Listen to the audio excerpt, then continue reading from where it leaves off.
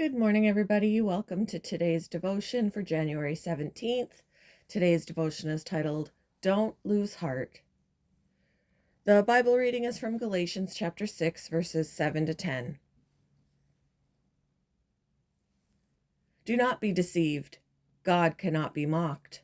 A man reaps what he sows. Whoever sows to please their flesh, from the flesh will reap destruction. Whoever sows to please the Spirit, from the Spirit will reap eternal life. Let us not become weary in doing good, for at the proper time we will reap a harvest if we do not give up. Therefore, as we have opportunity, let us do good to all people, especially to those who belong to the family of believers.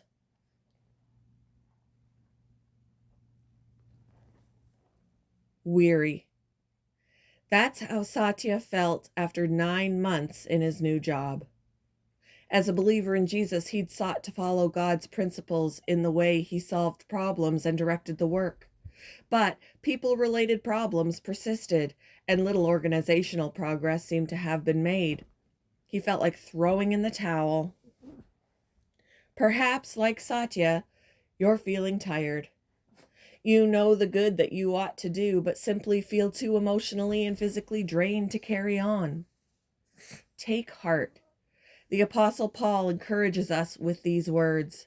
Let us not become weary in doing good, for at the proper time we will reap a harvest if we do not give up. He uses the metaphor of a farmer, and as any farmer knows, sowing is hard work. Sowing to please the Spirit is hard work too.